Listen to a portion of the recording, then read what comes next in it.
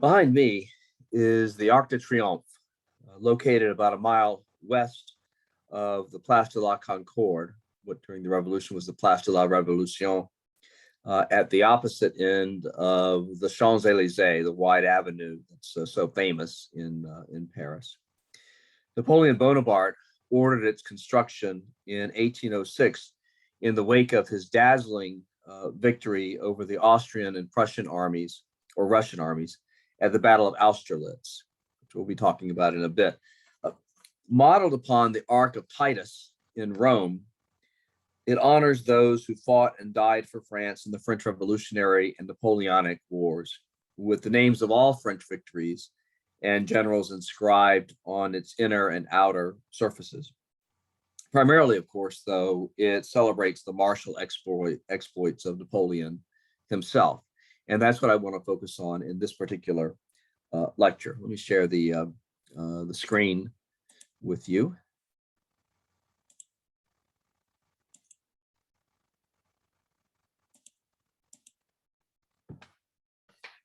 Okay. What I'm going to do right now is kind of backtrack a bit because we've been dealing with the political events of the French Revolution, and now I want to deal specifically with the military events of the French Revolution, and then move over into the exploits of Napoleon Bonaparte, both during the French Revolutionary Wars and then the wars after he became first consul and then emperor of France. Here we have an image of the Legislative Assembly declaring war on Austria, April 20th, 1792. And here is a painting of the Battle of Valmy. This was just a few months later, September 20th, 1792. It was actually just a cannonade. It wasn't a pitched battle, but it was nevertheless a turning point, really, in world history in this sense. A professional army faced an army that was fired by the passions of the revolution, fired by a sense of nationalism, fired by a sense of soldiers who had a sense of a stake in the outcome. And these were citizen soldiers. And so for the first time, really, an army in modern times, an army of citizen soldiers fended off a professional army. And that's what makes the cannonade at Valmy so significant. So these professional soldiers, or sorry, these citizen soldiers turned back the combined armies of Prussia and Austria. And here we have a very famous decree by the National Convention. It comes out in August of 1793. And what I want to do for you is to show what this says, part of what it says in English, and it's called the Levée en Masse. And the idea is that the entire French nation is going to be brought into the service of the war. So from this moment until that in which the enemy shall have been driven from the soil of the Republic, all Frenchmen are in permanent requisition for the service of the armies. The young men shall go to battle. The married men shall forge arms and transport provisions. The women shall make tents and clothing and shall serve in the hospitals. The children shall turn old linen into lint. By the way, this was an ingredient in making gunpowder. So, the aged shall betake themselves to the public places in order to arouse the courage of the warriors and preach the hatred of kings and the unity of the republic. So it's really stirring stuff.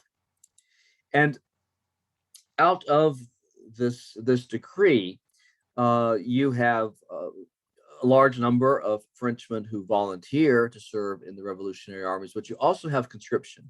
You also have young Frenchmen who are forced or are drafted into to the army. They didn't want to go into it. But what makes this significant, though, is that the public officials, who implemented this policy of conscription, were fired by the idea of the people as the legitimate source of authority, the idea that they represented the nation in arms, they represented the republic, And these young men, whether they wanted to go into the army or not, um, in many cases kind of had to concede the legitimacy of the authority that was pressing them into military service. And between 1789 and 1799, you see that revolutionary France, expanded significantly. You can see the areas that were annexed by France, occupied by France, tributary states that were set up by France, and then a little bit of Venetian territory that the French controlled that was given to Austria by France to sort of buy them off temporarily. And where they went, the French armies assumed that they would be greeted as liberators, that they would be extending the values of the revolution to the people of the countries in which they entered. They didn't always think of themselves as invading these countries. And to some extent, they spread these revolutionary values successfully, and in other instances, not so much. But the point is really that these revolutionary French armies, taken on the whole, did pretty well against their professional foes in the European monarchies that they had to fight. And no military commander was more successful than Napoleon Bonaparte. It's considered to be one of the great captains of military history, ranking up there with Alexander the Great and a handful of others. So this is a portrait of Napoleon Bonaparte, sort of at the height of his powers. That famous pose where he's got his right arm folded into his tunic. There have been various theories about why he did this. Sounds like he had a deformed hand and so forth. No, what he was trying to convey was a kind of a casual attitude. So this wasn't intended to be formal at all, just the opposite.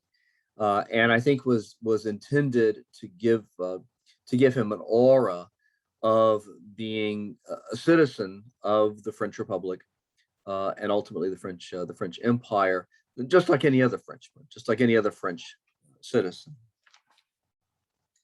Napoleon was a soldier his entire life.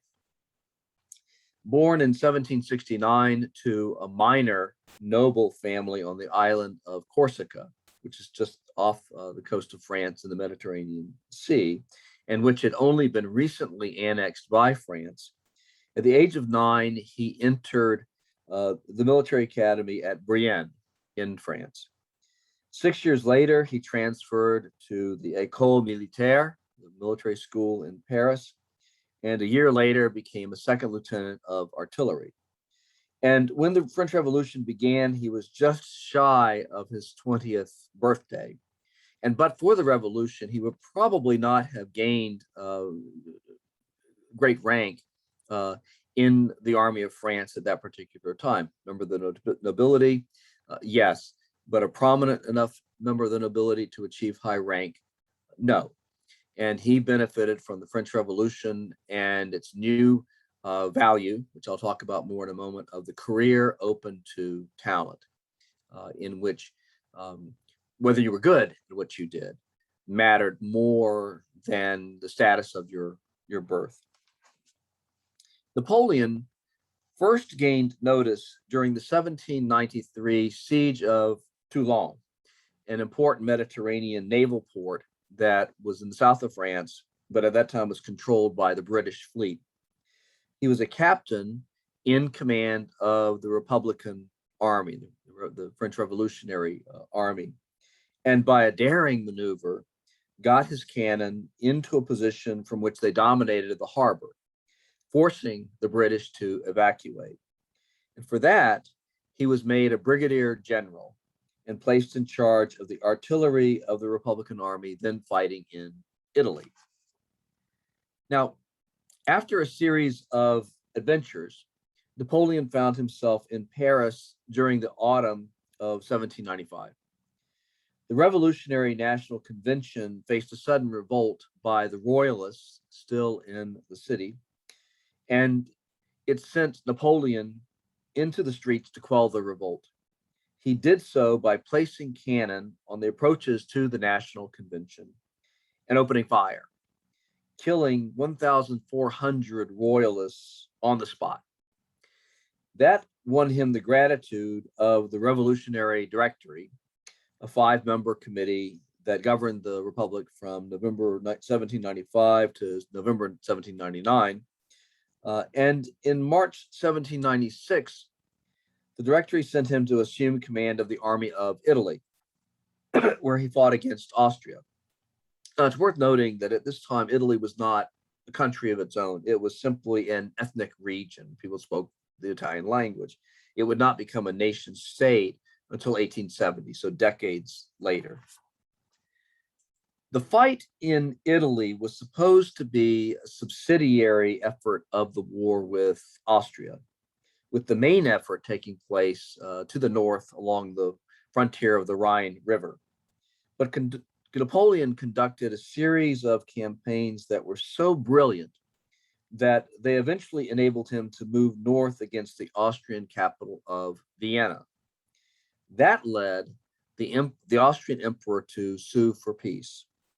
The resulting settlement gave France control of northern Italy, the Low Countries, which is to say the present-day Netherlands and Belgium, and the wealthy Republic of Venice. And Napoleon was now the most famous and successful general in France. But Great Britain remained in the war.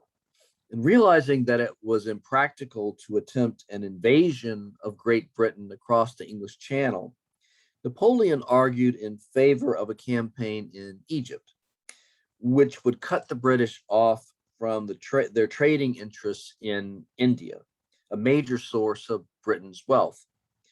Gaining the Directory's approval, in July 1798, he landed an army in Egypt and promptly defeated the Mamelukes, Egypt's military caste, in the Battle of the Pyramids. This triumph gave him control of Egypt, but it was promptly nullified when a British fleet destroyed a French fleet in the Battle of the Nile.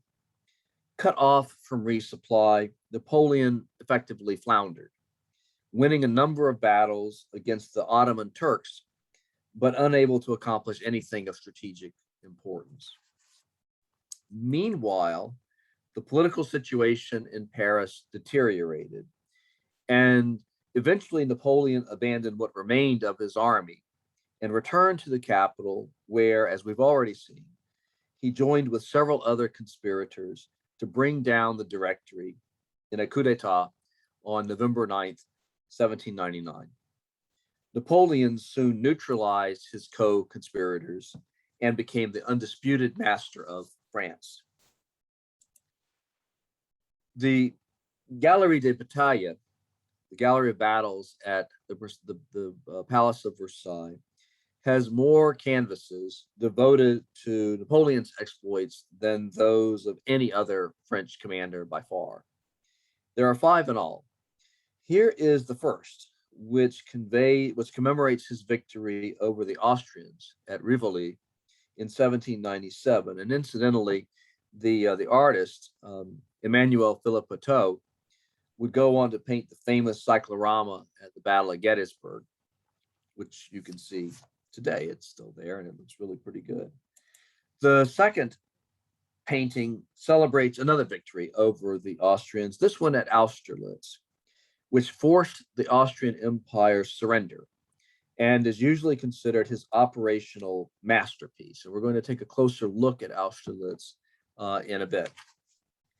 Then comes Jena Auerstadt, where Napoleon crushed the Prussian army, considered to be the best in the world, and forced Prussia to conclude a humiliating peace.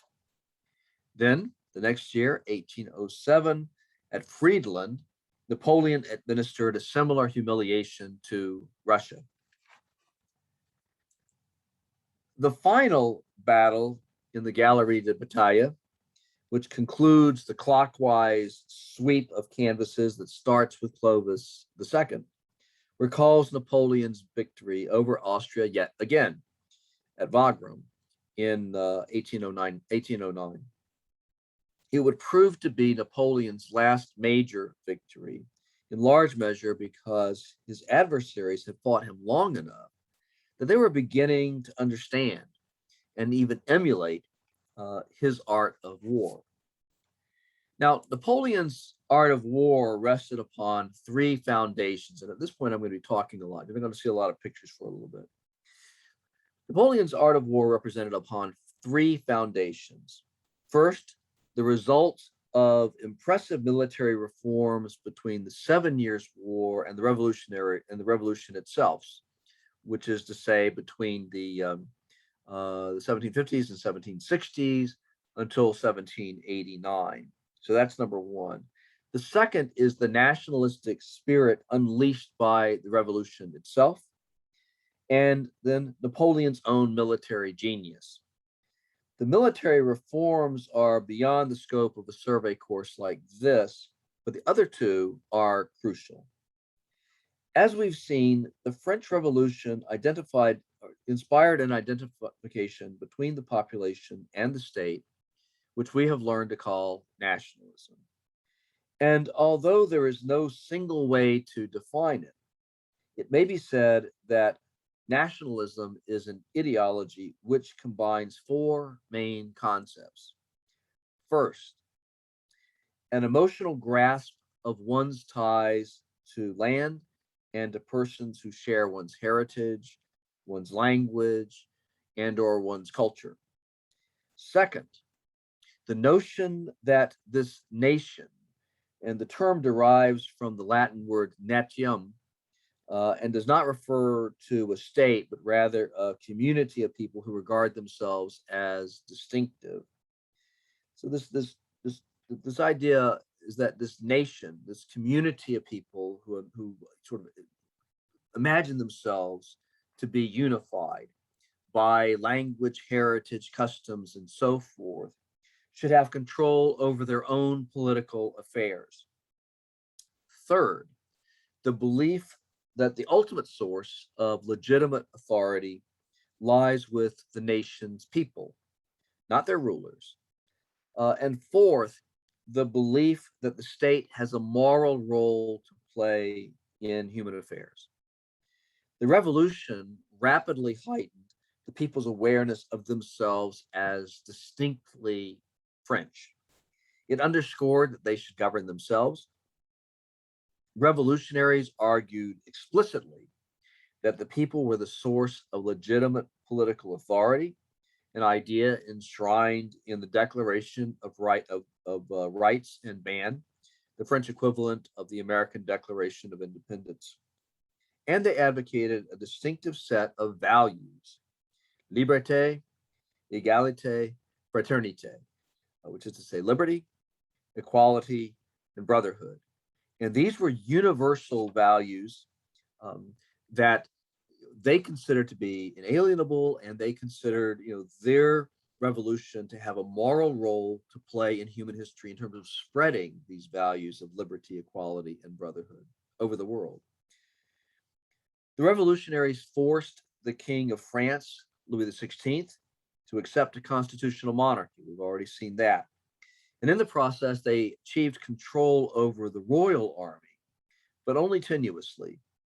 The royal army was dominated by officers who came from the nobility, and they had grown up with the idea of an absolutist monarchy and therefore might turn against the revolution. For that reason, the revolutionaries recruited a national guard composed of soldiers loyal to revolutionary values.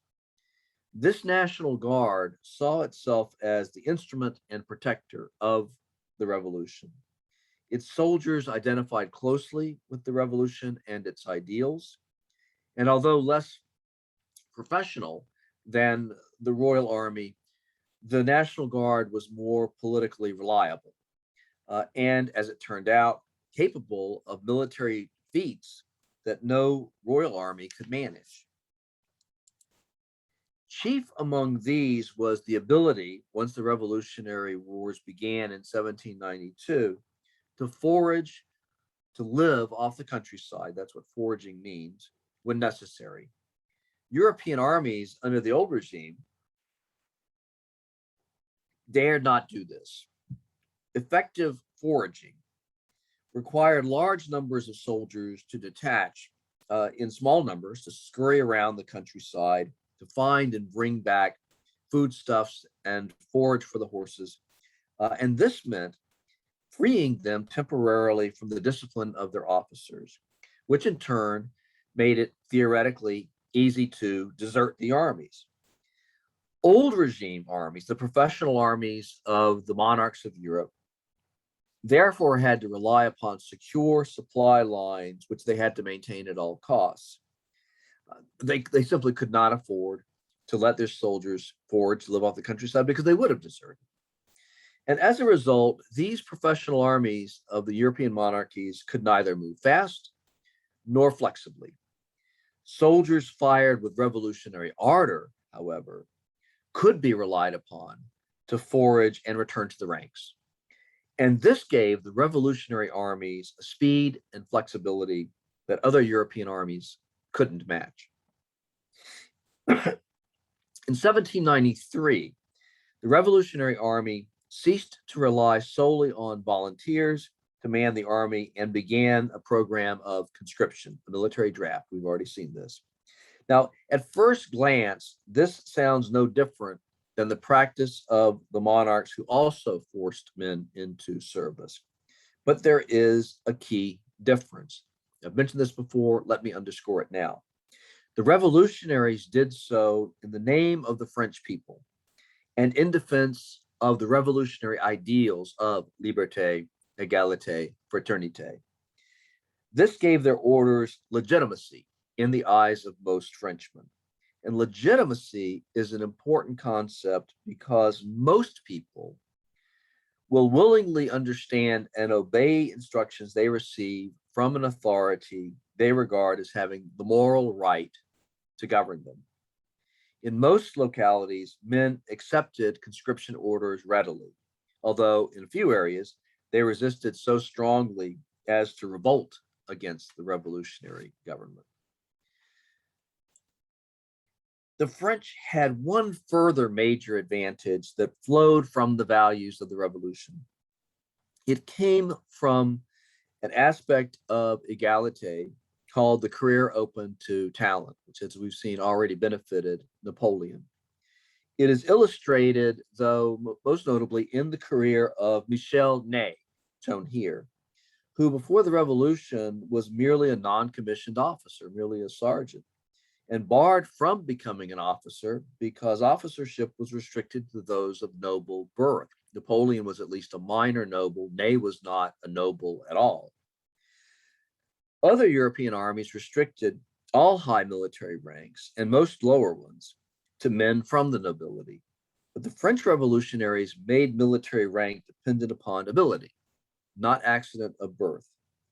And it was not unusual for talented non-commissioned officers, sergeants, and so forth, to be promoted to officers, sometimes ultimately to the rank of general, or in the case of Ney,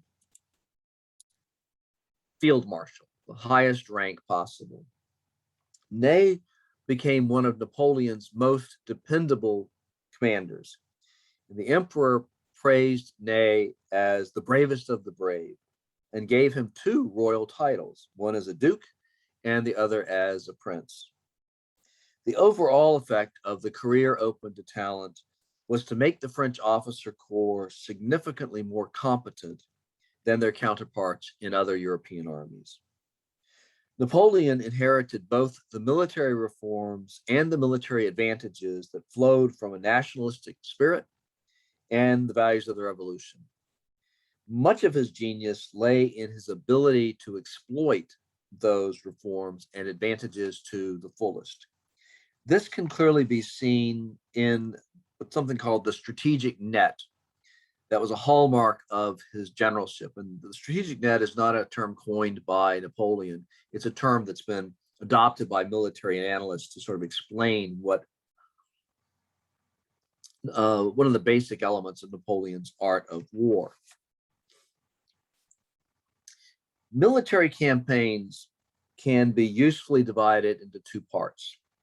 The operations preliminary to a major battle, which consist largely of maneuvers, and the battles themselves. The way in which Napoleon's army made war differently than that of other countries is most evident in the realm of maneuver. The ability of the French army to forage, to live off the countryside when necessary, gave it the ability to march farther and faster than other armies, an ability further enhanced by the implementation of earlier ideas about dividing an army during the maneuver phase and then concentrating it for battle. And this idea preceded the revolution by a few years, but Napoleon enhanced this idea of marching dispersed and then concentrating for battles by creating corps d'armée. And in French, a corps is simply a body, so an army body. But we've adopted the term corps to represent a. It's still around today, and it represents a military organization controlled of somewhat smaller organizations called divisions. And these corps consisted of several divisions that included infantry, cavalry, and artillery. And the corps were large enough to hold their ground against an entire enemy army for a period of about 24 hours, long enough for the other corps to come to its support. So Napoleon's army customarily marched in a formation that he called the bataillon carré, literally the square battalion. Military historian David Chandler calls it the strategic net. That's where the term comes from. It was coined by Chandler. In ideal form, schematic form, the strategic net looked like these diagrams I'm going to show you. The diagrams utilize a common notation used by present-day armed forces and military historians. A unit is represented by a rectangle, with the size of the unit indicated by the hatch marks at the top. 4 X's indicate an army. A division would be represented by 2 X's, a brigade by 1, and there are different symbols to convey smaller units, regiments, companies, platoons, and so on. The screen of cavalry units, whose job is to scout ahead and locate enemy units, is shown by the dots with the pennants. So in the first diagram showed here, the army is marching northward with screening cavalry in front, followed by the first corps. So you have your screening cavalry, and then you see the first corps as the advance guard. The second and third corps are marching in the same direction, but at a distance of about 30 miles. The distance infantry can reliably move in a 24-hour period, taking into account time to rest, eat, and sleep. If the first corps were to strike a large enemy force, it could hold its ground long enough for the second and third corps to come to its aid, usually by striking the flanks, the sides of the enemy force, and sometimes even maneuvering into its rear. The fourth corps, the reserve corps, was free to reinforce the other corps where needed. In the second diagram, it turns out that notionally the enemy army is off to the west. The second corps now assumes the role of advance guard, the role previously taken by the first corps. The first corps operates in the role previously taken by the third corps as the right flank. The fourth corps assumes the role previously taken by the second corps as the left flank, and the third corps becomes the new reserve. So you're talking about a very flexible formation that can react to changing circumstances and a changing understanding of the system. In the third, it turns out that the enemy is off to the south. Now, this is purely for illustrative purposes. It is vanishingly unlikely that Napoleon would ever have been so misinformed as to the location of the enemy army, that he'd be marching in the opposite direction from where the army actually was. But it wouldn't matter anyway. The battalion carré formation is so flexible that it can instantly adapt to this new situation itself. So those diagrams indicate only one way in which the formation could operate. The second and most common way was for Napoleon to know the location of the enemy army and use the formation to maneuver against that enemy's flank, its side, or into its rear. The lead corps would fix the army in place, the enemy army in place, by forcing it to fight. The corps on either side would conduct the flanking maneuver.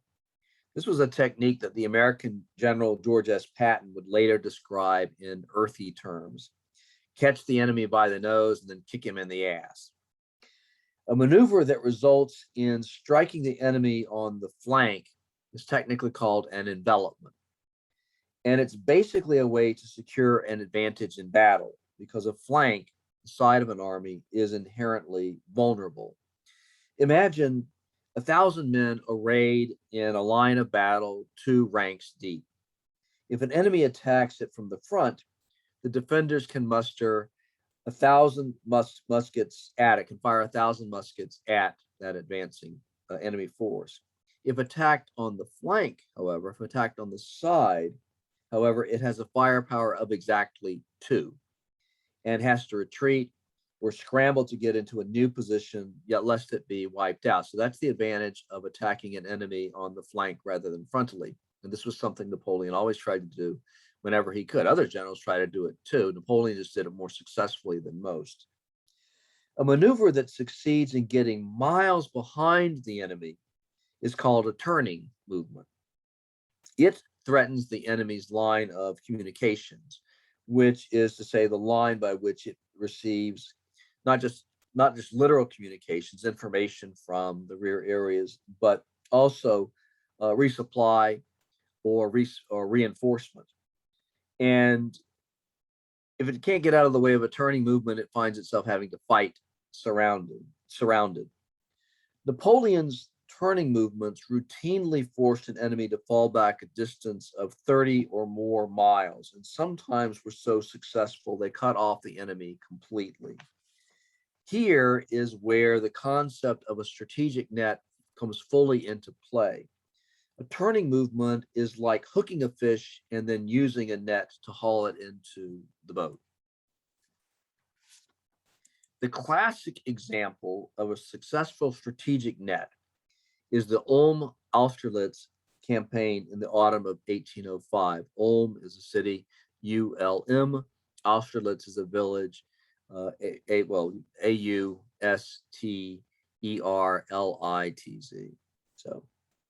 So you have this campaign that military historians have learned to call the Ulm-Austerlitz campaign in the autumn of 1805. The year 1805 began with only Great Britain and Sweden still fighting Napoleon. Then Austria and Russia joined these 2 countries to form a new coalition. And there were a number of coalitions during the Napoleonic Wars. This one happens to be called the Third Coalition. Prussia mobilized to join this coalition, but never actually joined the war. While the Austrians and Russians got ready for war, Napoleon adapted to deal with the new situation. His most important move was to make preparations to move his main army. He called it La Grande Armée, the Grand Army, which was then concentrated on the English Channel. He was hoping to invade England. That hope was never realized. And so he realized that opportunity wasn't there anymore because he was dealing with the mobilization of the Austrian and Russian armies. And so what he did was he turned eastward toward the South German states, which lay between France and the Austrian Empire. And it needs to be noted that Germany at this time was not united. So when we talk about the South German states, we're talking about small German principalities and monarchies that contained people who spoke German. That's all we're talking about there. So Napoleon heads in that direction. The South German states, which lie between France and the Austrian Empire. And the war itself began in the late summer of 1805. The Austrians expected the main French effort to take place in northern Italy and allocated most of their army to that theater. But Napoleon held the region with just enough troops to do the job, to hold the region, to defend it, and assembled the rest in La Grande Armée.